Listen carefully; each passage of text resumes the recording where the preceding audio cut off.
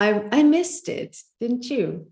Same. Mm. And people missed it too, because they would message me like, when are you guys doing your Sunday live again? And I'm like, well, we're going to do it. And it worked out perfect to not do it for a time in a season, because there's just been so much Yes. going on. So much going on. Yeah. Also, we've been working on our course, and the day has only 24 hours. So you can't have the time to do everything, but I am so happy that we're doing it now. I feel the energy, and I really, really want us to, do our Sunday lives to keep the frequency up, because I think a lot of people need this. And today we're going to focus on change, because as we all know, we set our intentions in January, and then 3 weeks later, we are off track. That's right. So we want to talk about how to stay on track, and how to use the momentum of the change that we started in, first day of January, to create the future that we want for the rest of the year. So how do we stay on track, and how do we use the change that we initiated in the best possible way? So that's what we're going to talk about today. I love it. And everyone watching, it's interesting. Before we went live, actually before I got on here, I just want to send everyone beautiful love and light. This is we're entering a season where there will be so much change. The world is realigning, the earth is healing. People and their constructs of what reality is, what truth is, what freedom is, what sovereignty is, like everything's shifting. And amidst it all, just love and light, truth, beauty, goodness, all these blessings for everyone watching, because this is it's not that change doesn't happen. Like you're saying, change is the constant of the universe, but it's how we experience and observe the change, and that is in love, and that is in light, when we want to be in our highest and most still place. It's just a beautiful experience that we can have during this change. So I'm so glad we are doing this, and we got a couple. Terrell, good morning. I think you're maybe in the East Coast, so it's still morning time for you. So one of the things that so many people put these New Year's resolutions. I feel like every year people, they pitter out at the end of the month. But I don't know about you, but usually every year I put goals. I do goal setting before January 1st, and I'm very clear. In 2022, I checked off all my goals. Even in the last month of December, my biggest goal we accomplished. But going into January this year, I couldn't. I don't know why. I was like, I tried intentionally. We talked about it a little bit, like even sometimes I have words going into the year, and I couldn't find the word this year. It's almost like I'm just here for it. And I don't know what that means, but certainly I feel like it's more a frequency and an energy and a vibration rather than a projected goal of accomplishment or things to do. I totally get that, because I felt the same thing. Usually I've tried so many different kinds of things, like setting one goal, setting many small goals, doing an intention, choosing a word, and everything just blurs 3 weeks into January. And I'm thinking, what is this? It's a question of polishing the surface when you do it that way. It has to be connected to the frequency within you. And you have to be thinking about, what is it that I want to explore here? What is it that I want to feel? How do I want to feel? And you focus on that. Everything that comes towards you will be explored in that way.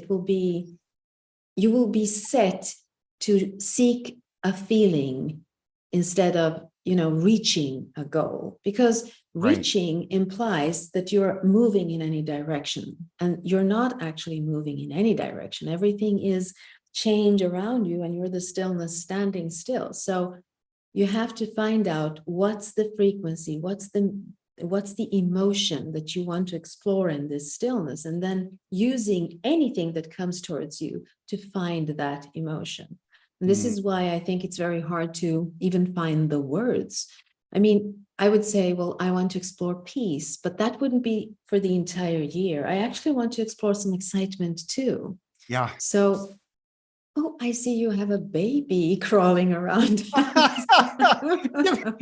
Please give me 1 second. Stand by. I'll be right back. There you go. So Lucas is going to pick up his little baby, and here we are, enjoying the stillness and being in this presence. So I hope that he manages whatever he's doing. There he is again. Hi, Lucas. I was trying to play it off like, well, maybe she'll be quiet and stay behind me, but there she was. But I love that. This is the funny rush of a surprise, and it actually ties into what we were speaking about. Yeah. I've realized that what I am looking for in this reality is the funny rush of a surprise. And then I also want to be present so that I am able to handle this surprise. Yes. And that's all I need. It's almost like a tool that I need to have for the rest of the year. And the goal setting, of course, it's there, but it's not the foundation of it. The foundation is setting an intention that is based in how you want to feel, and then being able to navigate this regardless of whatever comes towards you. Like a baby crawling into the room, you navigate through it, and then you get back in alignment again. Yeah, that's right. And I think that that's what we're doing. But you were talking about how everything is changing, and that there are beliefs, that our beliefs and our thoughts and our words aren't enough to describe the truth in this reality. And that is the truth, because what we're doing here is we are creating this illusion, which is a persistent one because it's very solid here, but it's still an illusion. And we're doing this with what we believe. So I think it's becoming very clear to us. I don't know why exactly, but I think we're vibing on a much higher frequency, or we're experiencing more consciousness, which shows us that everything is built of these beliefs. And if we change our perspective, if we change our way of seeing it, it has no other option but to change. So it's never been more clear to me that this world that we're co-creating is built up of our beliefs.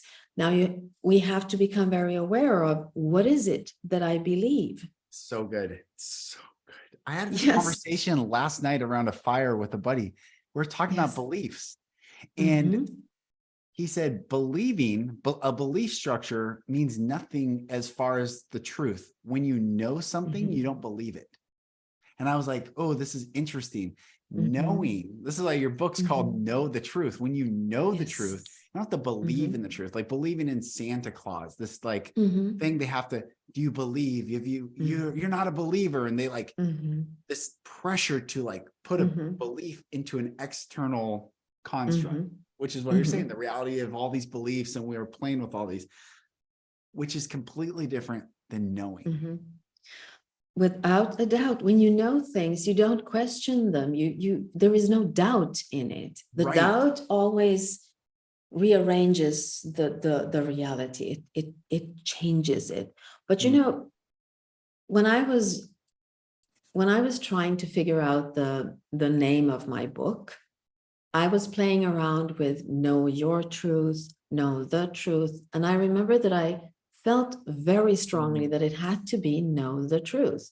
And then I was talking to my publisher, and they're like, well, it sounds religious, you can't write know the truth. It's better to write know your truth. And I was very reluctant to that. And I didn't understand why I didn't want it. And then I started thinking about it, and I realized that in my book, I write about the stillness, the observer within us. That is the constant. That is something that is not moving. It is eternal. It is infinite. It is always present. Yeah. And this is where I want everyone that reads the book to know how to tap into that stillness, the observer, the truth of who we truly are. Right. If I would have written Know Your Truth, I would be focused on the ever-changing frequencies on the outside, the creation that we're doing here. And that would be the details. That would be the creation, but that's an illusion. And maybe not of our own volition, maybe not of our own choosing, right? Exactly. Not always. If we are conscious, it might be of our own choosing, but usually we are conditioned to do and feel and see things from not our own perspective, but from someone else's perspective, which means that if I would say know your truth, I would have to focus on the creation, not the creator within us. And that's the big difference. So I think that tying back to what we were talking about, the intention, it's the same thing. If we focus on a goal, on a task, on something tangible, we're focused on the changing outer reality. We're not tying it into the truth within us. So it has to be deeper. It has to be on a deeper level. But when you go deep enough, there are no words to express what it is. So then love will come close to it, peace, calmness. That would be the closest you can describe how it feels to be fully present in the observer within you. Right. And that to me was very, very clear this New Year's Eve when I tried to write down my intentions. And I'm thinking, I just want to be present. And I want to be able to handle whatever the ego tricks me into believing is the truth. Yes. And that was it. And I feel like it's okay. I can actually stay there. I don't need to put any pressure on myself. I love it. It's interesting, this concept of belief. So I was reading the King James Bible, and it says, charity believeth all things. I was like, that's interesting. I was like, what's the definition of charity? And the definition of charity in Merriam-Webster's dictionary is a benevolent goodwill and love toward our fellow man. I'm like, that's a sweet sentiment. I want to have a benevolent goodwill and love towards everyone, like to see the best for them. So that was like, well, how could a benevolent goodwill and love towards our fellow man equate to believing all things? And I think what it's saying is that when we're in a place of love and to be benevolent, to be goodwill and love towards our fellow man, we are in the observer. We are in this place of presence. So in this presence, I can play with every belief structure. I can play with everyone's belief structure. Someone said, this is the truth. You must believe this. And I could say, oh yeah, I can believe that. I see what you're saying. I can join you in your perspective of your belief, but belief is not knowing. And it's a beautiful separation. I found this like, oh, that's cool. Love allows us to believe all things and explore ideas. And that's where the surprises come and the move around the corner. Like, whoa, this is not what I was expecting. But when we're only in belief and we have no detachment to observe and just let it be in the stillness, that's where people get tricked into narratives of reality and constructs that are not their own choosing, of someone else's choosing. And it usually doesn't benefit the person believing it. It benefits the person putting the belief out to believe it. Yes, absolutely. Yes, it's being caught up in the movement outside of the stillness, being caught up in the creation instead of being present in the creator within us. Right. When you're caught up in the creation, your ego might trick you into doing things like starting to compare yourself, or believing that there is no time, or believing that someone will do it before you, or believing that you'll, like, allowing doubt to come in. And it can only come in the movement when you are absorbed by the illusion.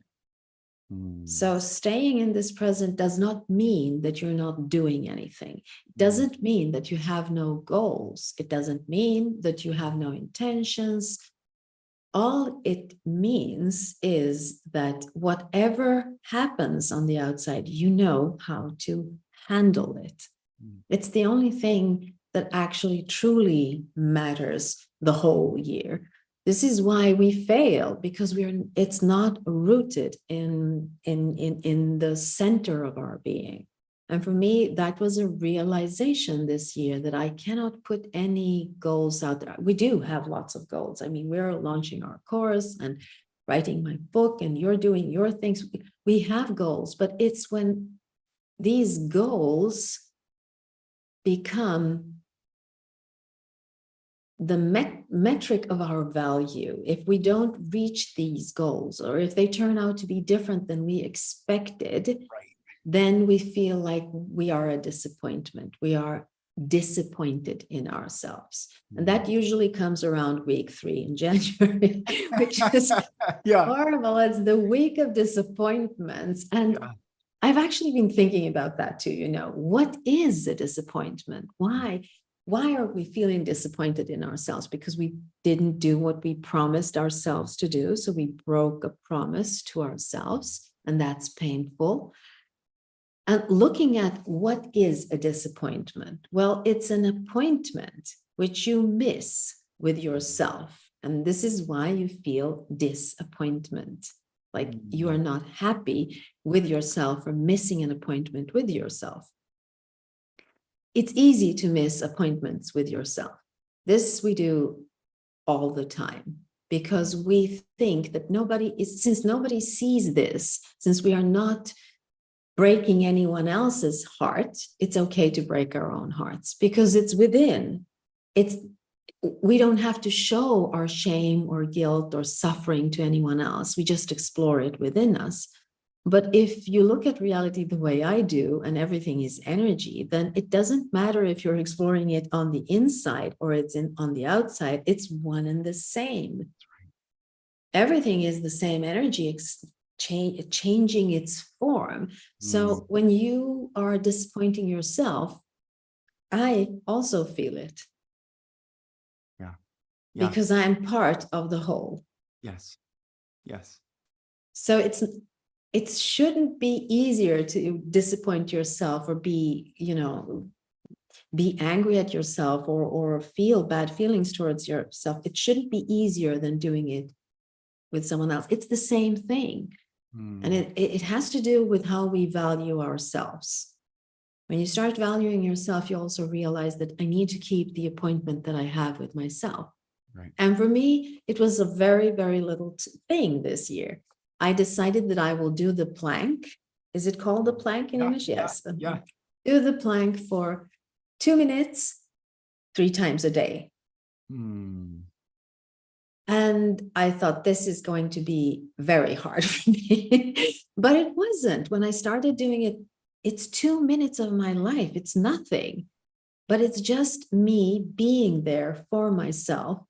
And I feel that it raises my frequency within me. It shows me that I am being kind to myself, that I'm present for myself, that I'm taking care of myself. And it puts me in a different spot. So the more I do this, the more I align with my true self. And it's a small thing. You don't have to do big things. It's just a small thing, but doing it every single day, just because it makes me feel good, not because I'm going to do the Olympics and hanging around the plank. It's because it makes me feel good. Yeah. And that's why I talk about the feeling. If it doesn't make you feel good, you will disappoint yourself in week 3, without a doubt. But it makes me feel good because I'm keeping a promise to myself. And that's a very high frequency to do that. Yeah, that's beautiful. It's interesting. The word disappointment, the worst thing someone could say to me growing up, even in my professional career as a TV reporter, was they were disappointed in me. It would devastate you, right? It would devastate me, Yes. especially if I Mhm. heard it from those I was seeking approval from and who I put my desired affirmations from them. And for instance, Mhm. I was a TV reporter at the Fox affiliate in San Antonio. And Mhm. I had my own segment every night, which they let me have free reign to do whatever stories I wanted to do. So the station was sponsoring an American Idol viewing party at some event center or something. And there was hundreds of people watching, and the main anchors of the station were there. But I told a story, and they wanted me there to cover it. So I told the story of people trying to sing like an American Idol star, and it was funny, and it was this Mhm. whole thing. But I never referenced that our main anchors were there at the station or that we were sponsoring this. So it was a great story. I told it, and I get back to the newsroom, and we were at 10 o'clock. The news ended at 10. Mhm. So it was like 10:15. I'm sitting at my news desk, and the news director calls me from his house, and he starts off, "I am so disappointed with you, or Mhm. in you, or with you, or one." And he's like, "You Mhm. never showed that we were sponsoring that." First of all, no one told me I needed to. But Mhm. why Mhm. would I? It seems so. Mhm. Anyway, he tells me this, and so I redid the story and edited it myself for the morning news, and I didn't go to sleep. I left the newsroom at 5 in the morning when the producers came in, Mhm. Mhm. because someone said they were disappointed in me versus me just saying like, "Wow, that's a bummer that it really affected you." Like, did you see the story? It was funny and it was a great story. No, he said Yes. he was disappointed in me, and it just ruined me back then when my power is abdicated to others for my own self-worth. Now you're saying when we disappoint ourselves, when we can reclaim that power, we don't want to, because we're the only ones that matter. Mhm. We have an appointment with ourselves to love Mhm. that person that we have the appointment with. We make that appointment and we always keep it. Yes, it's a question of honoring that Honor. person. Yes. Yes. Yes, honoring that person and being there, saying you matter to me. It's Mm, like saying you matter to me to yourself in a way. yeah. And it's the small things. It's really the small things. Mm, It's funny how you say that you were up all night fixing it so that your image will be yeah. spotless again. Yeah. And it's about the image again. It's like always polishing this image Yeah. so that people will see the real you, because the real you, the stillness within you would never disappoint anyone, Mhm. truly. Right. Right. But if they focus on the thing The that projection. is, yes, it's a projection of their own ego and they're Yes. focusing on it. And when you're a young person, and I assume you were much younger at that time when that happened, A lot younger. Yeah. yes, it's important to you how they see you. Mhm. So that's why you feel like I need to polish this image or I will forever be the one that disappoints people. Right. It's like labeling you and giving you the label of being a disappointment. Who And I can thought who I can wanted, take that? Yeah. well, totally. And I thought I wouldn't get to where I wanted to go if I Mhm. disappointed Okay. them. So even more so, it's like Mhm. everyone else is responsible or holds the power for where I want to go in my life. That's a Yes. that's a prison. That is the Oh worst. my. If they see me, I'm not going to be like I know what I'm here on this earth to do. And Mhm.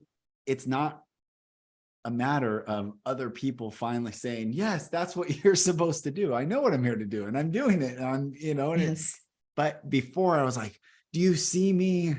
What do I have to Mhm. do to get you to see me?" And it kept me in this low, small servitude position. Mhm. It's like, that's Yeah, not it's good. like outsourcing your power. Yes. And the universe will show you that that is wrong by bringing you stress, fear, and pain.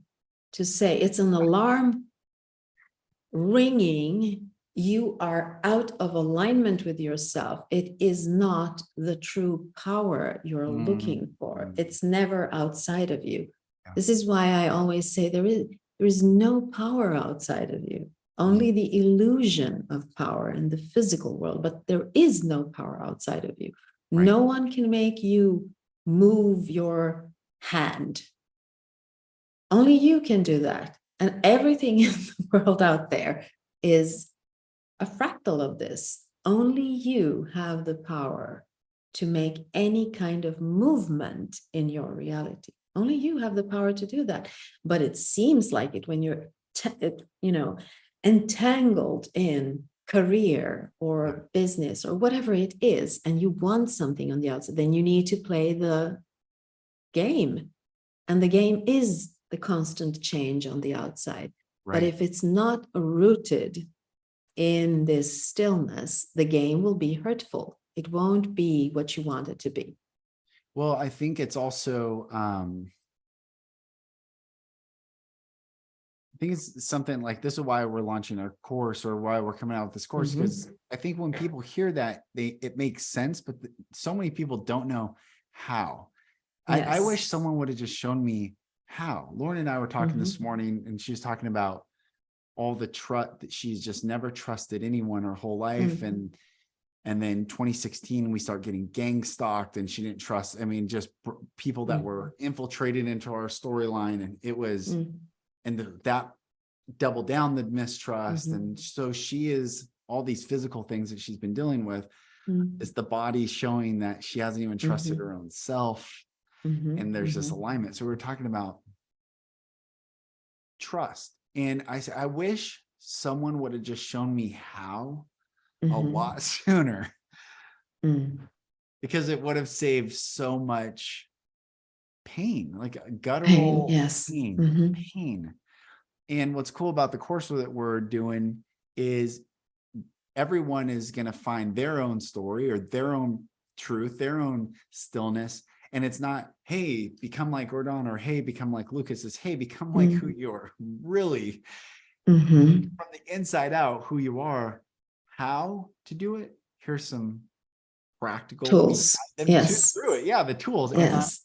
And that is, I feel like so many, I'm really excited for everyone to get the how that I wish I would have had a lot longer ago. Like when you and I were first meeting, and I constantly felt like I had that tar on me and I couldn't get the tar off. And I would just, I wish people saw the intensity at which I tried to clean myself spiritually. And I just could not, until you were like, well, you're the light. Your name means light bearer. You're the light. Find the dial and increase the heat, and it burned it off. It and it's never been on me ever since.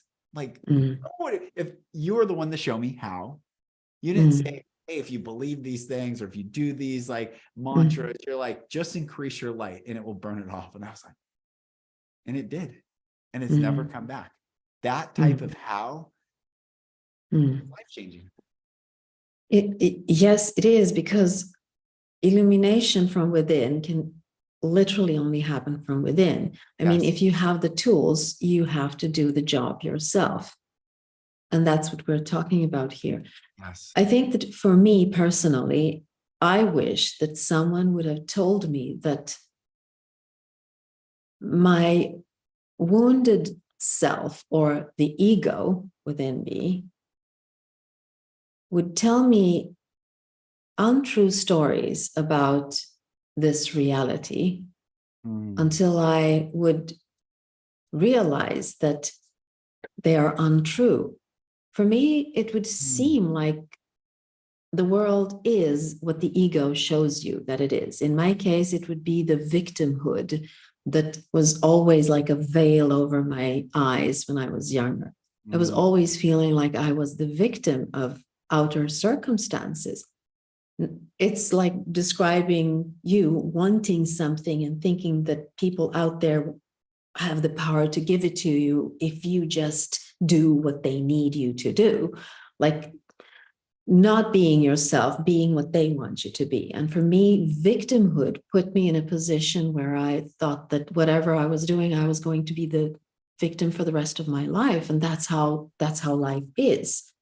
But it's not how life is. No. When you go back and you look at it, like I did, I went back into my memories with the tools that I had and looked at it, and honestly and authentically changed the way I perceive myself as a child, healed that, Now I know that when I look at reality, I can sense when my ego tries to pull a veil over my eyes. And I go, no, nope, not doing that. I want to be in the stillness. I want to be the observer of this, regardless of what comes towards me. My first initial thing is that I am not in a victim position. I am in a power position watching things come towards me. That's a different position to be in. Yes. And believe me, I was in victimhood or in victim position for a very long time of my, at least 27, 28 years of my life. So understanding these processes and understanding how to do it, exactly as you say, is all, because your life changes. It is literally like turning on the light or changing a perspective and being able to see much more different things in your reality. And it's like that. You just shift. You understand what you need to do, how to let go of it. As soon as you see it, you know how to do it. Right? Yes, I'm laughing because I did this post a couple years ago, and it was like this person going like this, and the post said, "I'm not here to join your cult." And I found it funny, like I thought it was going to be funny, but it triggered people. They're like, "What are you trying to say?" And they made it political. And like, I just thought it was funny. Like, I'm not here to join your cult. And I was talking to a buddy about this Friday night, and he said, we're told that cults are evil, cults are wrong, but he said cult is the root word of culture. So every culture is a cult. Yes. And how do you, and if you break out of the cultural norm, you're kicked out of the cult. A church is a cult, a pastor, a politician, group, whatever. There's cults everywhere. And it's our choice. We make, knowingly or unknowingly, to just consciously or unconsciously jump in from culture to culture to culture. But the beautiful thing I was talking to my buddy about is when we know ourselves and we're free from the power of the culture, the power of the cult, I no longer, I'm not here to join your cult. Like, I am a free, sovereign, free thinking, aligned soul here to experience the fullest expression of myself in this realm. I may or may not engage your cult, sure, but I know that I am here to experience love and light in its purest form. That, he was like, yeah, cult is the root word of culture. I'm like, that's, of course it is. And if you don't take it to the external power that we think will grant us the solidarity and the self-love and all these things that we think we're getting, until we wake up and like, they can't give me that. Only I can give myself that. It changes everything. Yes, without a doubt, because culture is a form that you're exploring. It's neither good nor bad. It's just a form that you're exploring. And you can choose what part of that culture will be passing through you and what part won't be passing through you. Right. When I was a child, I mean, I come from two different cultures still, but it doesn't feel like it because I'm very, very balanced and aligned. So I know what I want to explore and not to explore. But as a child, my parents came to Sweden from the Balkans, from Serbia, and they came to Sweden. And there is it's a big difference between the cultures, especially when it comes to women. Where they came from in the 1960s, women were considered, just able to have children and work at home. Food and stuff. It wasn't like they were free human beings, not in the 60s. Now it's different. People, everything changes, so they live freely. But in the 1960s, when my father, where he came from and his culture, comes from a farmer family, so it was even more ingrained there.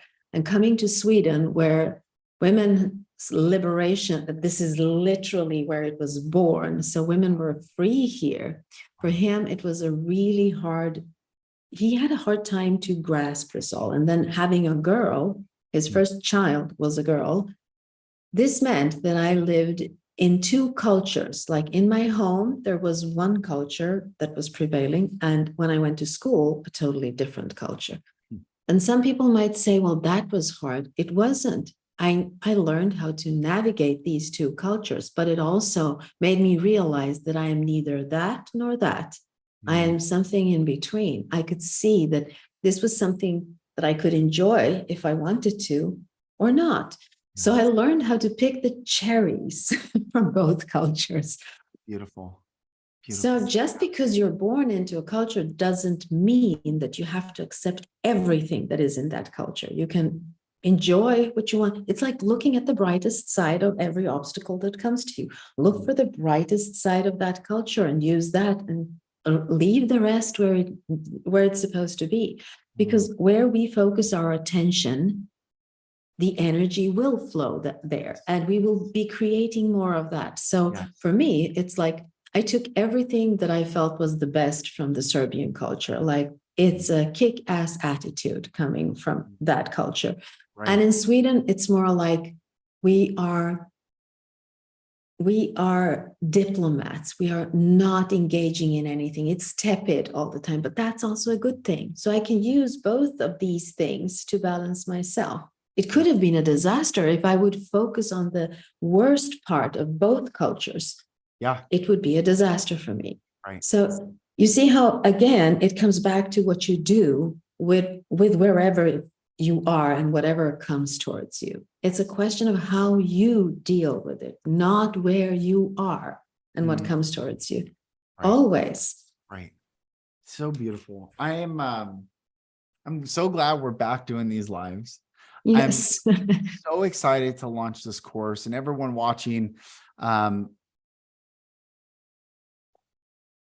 sign up. Well, I put the URL of the website, undoyourpast.com. You can email to get on the mailing list when it goes live very soon, and take it and enjoy it and free yourself. And I'm just excited for everyone to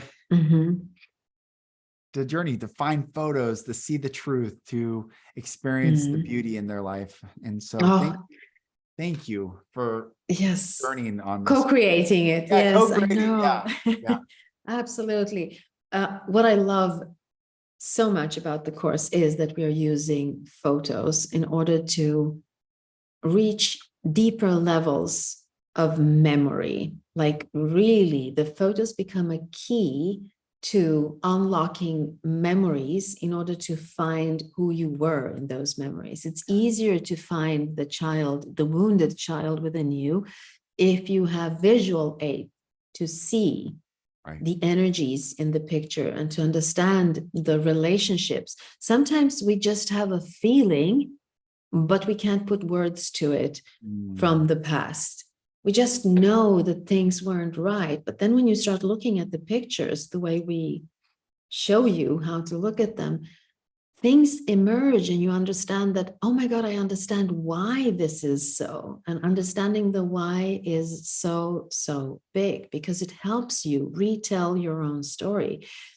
If you haven't got the words for what happened to you, looking at pictures will help you connect to it and then rewrite it and write a new story about who you are now and finding the strengths in that. So for me, I'm an art historian. So looking at pictures, it gives me such a pleasure because they speak more than 1,000 words. A picture will give you an instant chunk of information that is, you can't do that with, speaking. You have to, when you look at it, it comes to you like telepathy almost. You get big chunks of information that will tell you stories that you might not have, grasped just by talking about it. So the pictures, looking at the pictures, because that is what we do in the course, is monumental for me. I love doing that. It's going to be so good. Thank you for a beautiful live. And everyone, thank you for watching. We are going to keep these going. We're back 2023 Sunday lives. Yes. Yes. It's good. We will be back next Sunday, and we will talk more about all the things that are important in life, right? Love it. That's right. That's right. Yes. Thank you, Yes. everyone. Thank you, Terrell. Let's see who else was. Anne, thank you so much. Suresh, good to see you. You're back. Oh. So really beautiful to see everyone. And we will see you next Sunday.